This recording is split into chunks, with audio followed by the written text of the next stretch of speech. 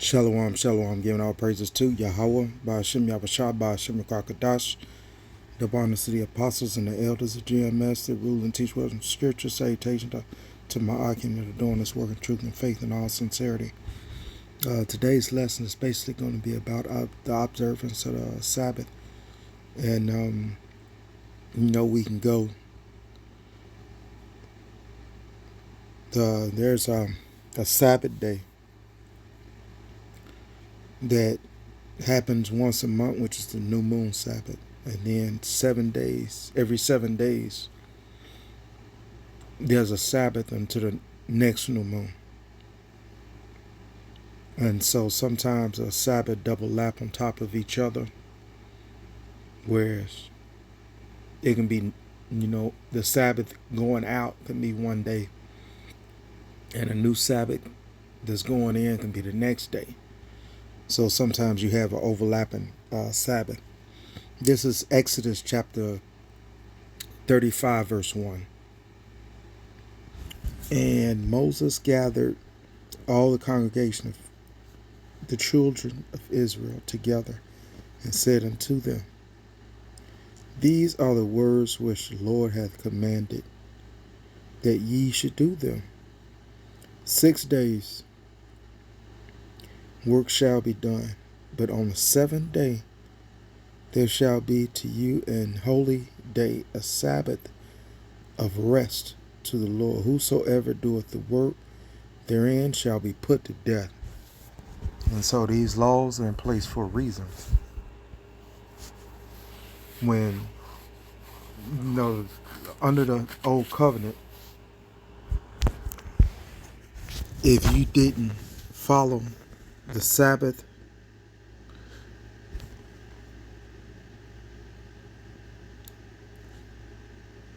if you worked on a Sabbath day, you were put to death. And so, this is not our land. This is not our pillar of rest being over here in Babylon the Great. Okay, we're actually in captivity. You Negroes, Latinos, and Native Americans are in captivity, because we're not free to do as we wish according to Yahweh Ba'ashem Yahweh Shai. So we don't have those luxuries, so to speak. And the Lord is giving us grace so that we're not put to death for being disobedient on his holy day. All right. This is verse 3. Ye shall kindle no fire throughout your habitations upon the Sabbath day. So, you shouldn't light any kind of fire on a Sabbath day.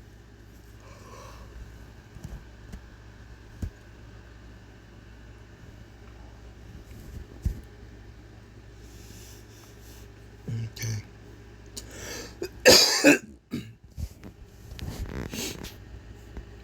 Because the disobedience of this holy day was being put to death.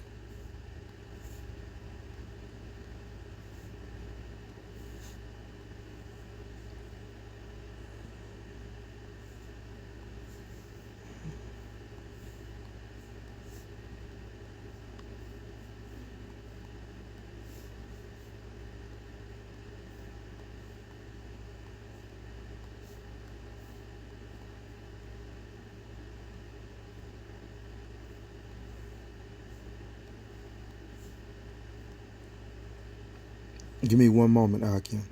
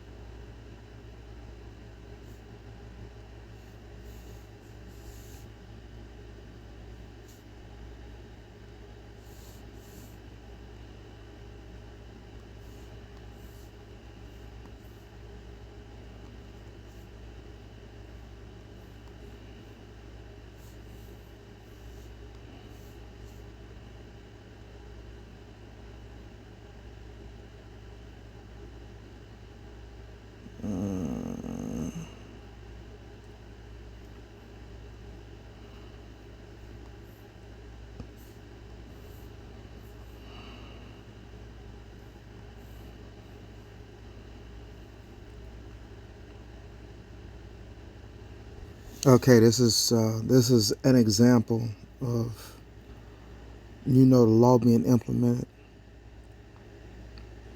in the ancient time. Okay, around the time of Moses, basically. This is Numbers chapter 15, verse 32. Okay, we'll do that.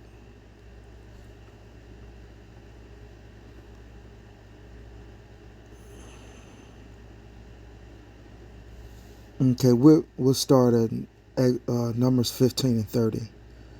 But the soul that doeth out presumptuously, whether he be born in the land or a stranger, the same reproach the Lord, and that soul shall be cut off among his people, because he hath despised the word of the Lord, and hath broken his commandment.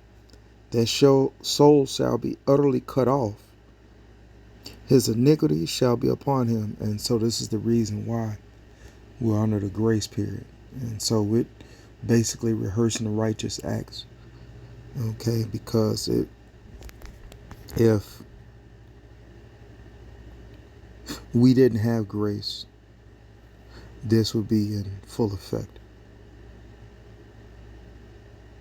Numbers 15 and 31. Because he hath despised the word of the Lord, and hath broken his commandment, that soul shall utterly be cut off. His iniquity shall be upon him. And while the children of Israel were in the wilderness, they found a man that gathered sticks upon a Sabbath day. And this is the point. And they that found him gathered sticks and brought him unto Moses and Aaron and unto all congregation. And they put him in ward, because it was not declared what should be done to him. And the Lord said unto Moses, the man shall be put to death. The man shall be surely put to death. All the congregation shall stone him with stones without the camp. And all the congregation brought him without the camp and stoned him with stones. And he died as the Lord commanded Moses. And the Lord spake unto Moses, saying, speak unto the children of Israel, and bid them that they make them fringes in the borders of their garments throughout their generations, and that they put upon the fringe of the borders a ribbon of blue. And so this is the law. Okay, you have the fringes, and you look upon the fringes, and the fringes are supposed to remind you to keep the law. Okay?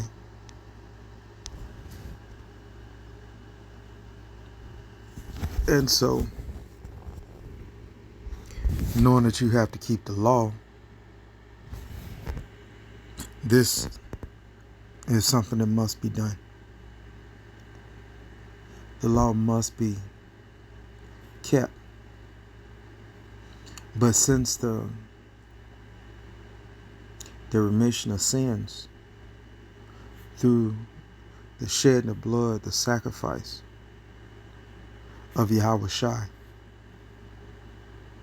the one the world ignorantly calls Jesus Christ, we have grace, and